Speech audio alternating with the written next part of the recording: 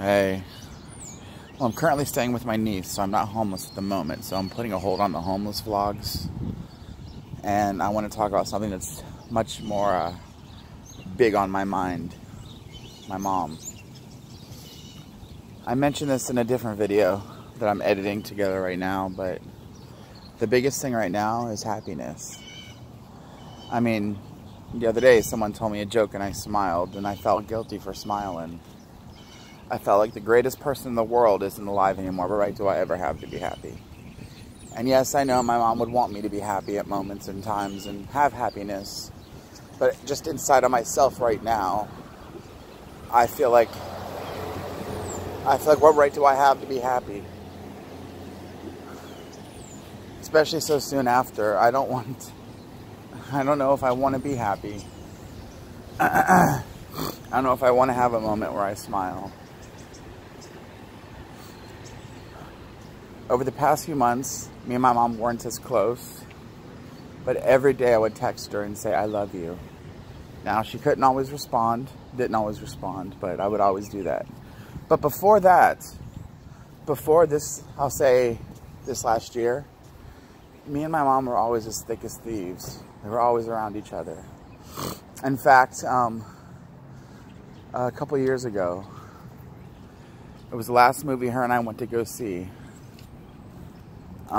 It was London's Falling, I believe was the name of it. And I said, Mom, come on, let's go see this movie. And she says to me, she says, you're a grown man. Aren't you embarrassed to be seen around your mom? And I said, absolutely not. Every time I would go swimming, I would say, Mom, you want to come?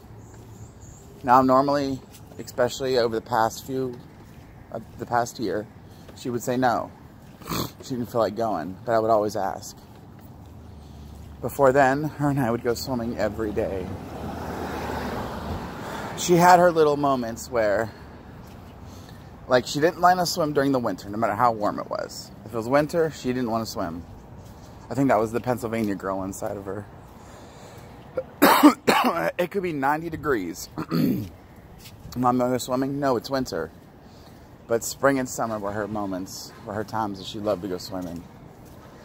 When we lived in Bogatown Center, where Brendan's near Brendan, Steve, and Dawn lived over there, I would say that was probably her happiest moments, living there. If I had sat there with her and said, I want you to pinpoint your happiest moments, I think she would pick them.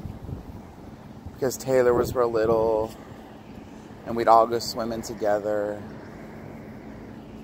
Her healthiest moments were when we lived at Randy's. I think maybe one time the ambulance was called the whole time we lived there. We lived there for almost a year. And there was, like, I think one time the ambulance was called. That was our healthiest moment. When we lived in behind the high school, it was fun. I mean, I don't think she enjoyed it as much. I liked it. She didn't like it because she liked to live... Hold on. She liked to live where everything was close by. It was, like, within a 4 or 5 minute walk. They had stuff close by, but it was more of a 10-15 minute walk.